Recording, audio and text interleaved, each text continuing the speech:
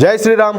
అందరికీ నమస్కారం. Welcome to news అఖండ. నేను మీ కస్తూరి శ్రీధర్. మిత్రులారా, అమెరికా అధ్యక్షుడైనటువంటి డొనాల్డ్ ట్రంప్ అమెరికాకు ఏ దేశాల నుంచి అయితే ఉత్పత్తులు వస్తాయో అక్కడికి వచ్చేటటువంటి ఉత్పత్తుల మీద భారీగా ఈ సుంకాలు అయితే విధిస్తున్నాడు. అంటే పన్నులు విధిస్తున్నాడు అనమాట. అయితే ఈ పన్నుల మీద భారత్ ఏం చేస్తుందో తెలిసినా సరే, ఈ న్యూస్ చూడండి ఒకసారి. అసలు నేను ఏం చెప్పాలనుకుంటున్నాను, ఈ న్యూస్ ఏందనేది మీకు అర్థమయ్యే అవకాశం అయితే బాగుంటుంది. ఓకే, డొనాల్డ్ ట్రంప్ అమెరికా అధ్యక్షునిగా ప్రమాణ స్వీకారం చేసినప్పటి నుంచి అన్నీ కూడా సంచలన కార్యక్రమాలే చేస్తారు. ఈ క్రమంలోనే ప్రపంచంలోని అన్ని దేశాలపైన కూడా ఈ పన్నులు అయితే విధించాడు. అంటే అమెరికాతో వ్యాపారం చేసే ప్రతి దేశం పైన కూడా సుంకాలు అయితే విధించాడు. ఈ క్రమంలోనే మన భారతదేశం పైన 26% సుంకాలు విధించాడు. మొదట భారతదేశం పైన 27% అని చెప్పినప్పటికీ అవి 26% అని చెప్పేసి వైట్ హౌస్ అయితే స్పష్టం చేసింది. ఇక మన శత్రు దేశాలైనటువంటి చైనా, బంగ్లాదేశ్, పాకిస్తాన్ మీద ఈ సుంకాల మోత అయితే మోగిచ్చేశాడు. చైనా మీద నెల రోజుల క్రిందట 20% సుంకాలు విధించినటువంటి అమెరికా ఇప్పుడు దానికి అదనంగా మరొక 34% ఈ సుంకాలను అయితే విధించింది. అంటే మొత్తంగా చైనా పైన 54% పన్నులు అయితే విధించారనమాట. ఇకపోతే బంగ్లాదేశ్ పైన 37% పన్నులు అయితే విధించారు. అలాగే కనీసం అడుక్కునే దానికి బొచ్చి తెప్పితే ఇంకేం లేనటువంటి ఈ పాకిస్తాన్ పైన కూడా 29% పన్నులు విధించారు. దీంతో అమెరికా తమ పైన 54% పన్నులు విధించడంతో చైనా కూడా అమెరికా పైన 34% సుంకాలను అయితే విధించింది. ఇక చైనా కూడా అమెరికా పైన ఈ పన్నులు విధించడంతో భారత్ కూడా అమెరికా పైన పన్నులు విధిస్తుందని చెప్పేసి ప్రచారం అయితే జరుగుతుంది. భారత్ కూడా అమెరికా పైన 30% దాకా ఈ పన్నులు అయితే విధిస్తుందని చెప్పేసి ఒక వర్గ మీడియా విస్తృతంగా ప్రచారం చేస్తుంది. ఎందుకు? మోడీ ప్రభుత్వానికి చెడ్డ పేరు తీసుకొచ్చేదానికి. చూడండి ఒకసారి ఈ న్యూస్ జాగ్రత్తగా వినండి, మీకే అర్థమవుతుంది.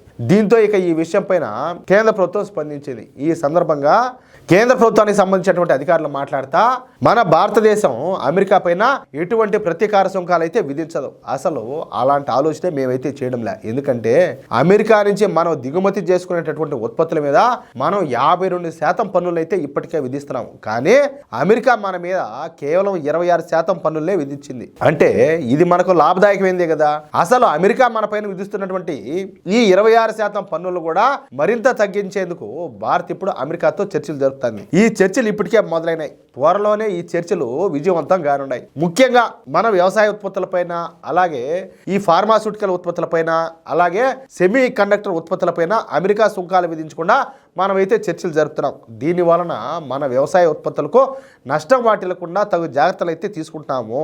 అలాగే అమెరికా నుంచి మనం దిగుమతి చేసుకునేటటువంటి కొన్ని ఉత్పత్తులపైన భారత్ పన్నులను తగ్గించే అవకాశం కూడా ఉన్నది. మనకు అమెరికాతో చాలా అవసరాలు ఉన్నాయి, అలాగే మనతో అమెరికాకు కూడా అవసరాలు ఉన్నాయి. అందుకే మధ్య మార్గంగా ఈ పన్నులను ఒక స్థాయికి తీసుకొచ్చేలా ఇరు దేశాలు కూడా ఇప్పటికే ప్రయత్నాలు అయితే మొదలుపెట్టినాయి. ఆసియాలో అనేక దేశాలతో పోలిస్తే అమెరికా మన మీద విధించేటువంటి పన్నులు చాలా తక్కువగానే ఉన్నాయి. కాబట్టి దీనిని అవకాశంగా తీసుకొని మనం ఎదగడానికి ప్రయత్నం చేస్తున్నాం. అమెరికాతో సత్సంబంధాలను కొనసాగిస్తామంటూ భారత్ అయితే స్పష్టంగా తమ అభిప్రాయాన్ని అయితే తెలియజేస్తుంది. ఇక్కడ మరొక విషయం ఏంటంటే, ఈ పన్నుల విషయంలో అమెరికా పైన వాణిజ్య యుద్ధం చేద్దామని, అమెరికా విషయంలో కలిసిమెలిసి పనిచేద్దామని చెప్పేసి చైనా మనకు స్నేహహస్తాన్ని అందించింది. చూడండి, అంటే వాళ్ళ అవసరం కోసం, వాళ్ళ స్వార్థం కోసం మనల్ని బలిపశువులు చేసేదానికి ప్రయత్నం చేశారు.